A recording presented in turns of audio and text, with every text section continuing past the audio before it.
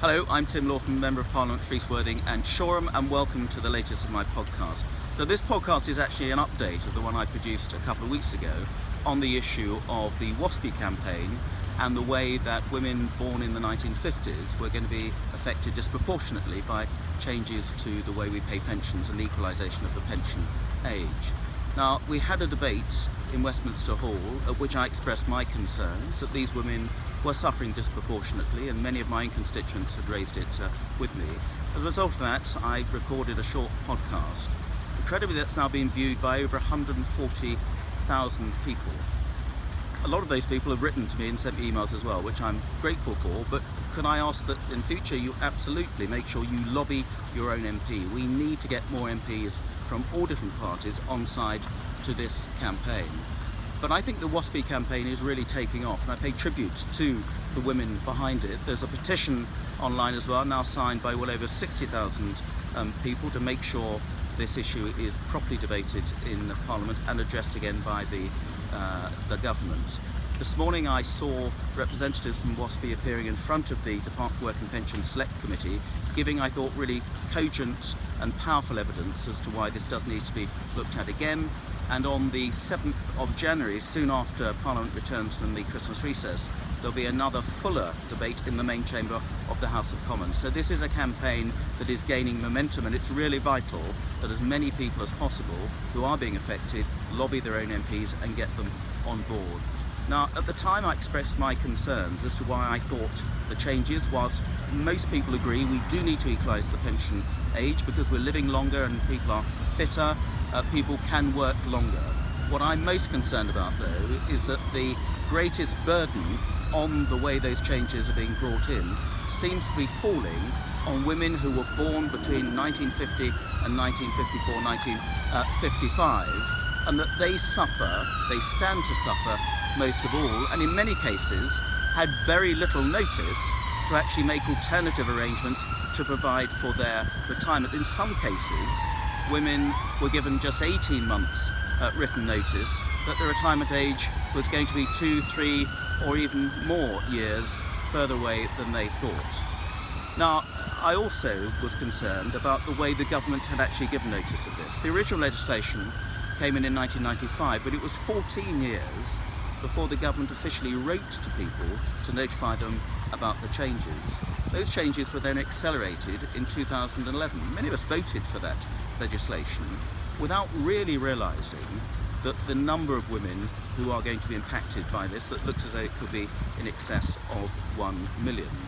And then just last week we had a quite powerful admission by the former Pensions Minister Steve Webb, who oversaw the legislation in 2011, that in fact the government made the wrong decision and that he and other ministers were perhaps poorly advised as to the impact of the changes coming forward. So this campaign is going places. This campaign deserves more support, and I really think now that the government, and particularly the Secretary of State for Work and Pensions, Iain Duncan Smith, who does take this seriously, needs to come back to Parliament and to account for how the decisions were made in the first place, and to see whether some more generous transitional arrangements can be made available for those women who are going to be most significantly impacted to cushion the blow. When they gave evidence in front of the Select Committee this morning, the WASPI representatives gave some powerful evidence from polling organisations which showed just what the low level of recognition there is amongst women coming up to retirement age as to when they're actually going to qualify for their pension.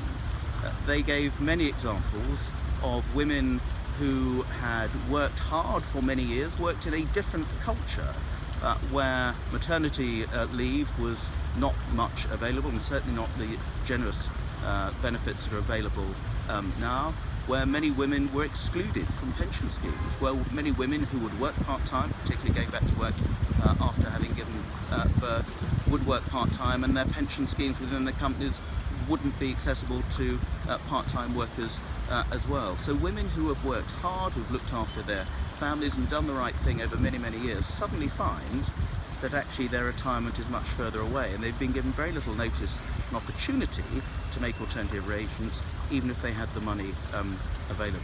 There are knock-on effects as well. It's not just about the age at which you're going to get your pension. And let's remember that the government has done some good things for pensioners, and we saw a record increase in the basic state pension in the recent comprehensive spending review. But we're expecting many women, many with caring responsibilities, to be working a lot longer in not particularly well-paid jobs in some cases, well into their 60s. But there are knock-on effects as well.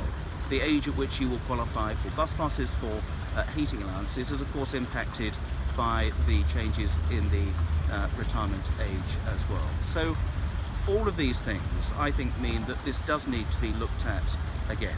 There is a lot of money involved, but I think that there are some arrangements that could be made, some transitional arrangements, be it through tax relief or other ways of cushioning the blow on those most hardest hit by these changes. So that's why we're asking the government to look again, come back to Parliament, to tell us what they propose to do. There are various different options, and to give the many women behind the WASPI campaign and the many hundreds of thousands of women that they are rightfully standing up for a fairer deal to cushion the blow in the pension changes. So if you haven't done so already, get on to your MP. If I'm your MP, then by all means please write to me and give me your personal testimonies of how this is going to affect you, and hopefully together we can persuade the government to look again and bring about some change. In the meantime, have a happy Christmas.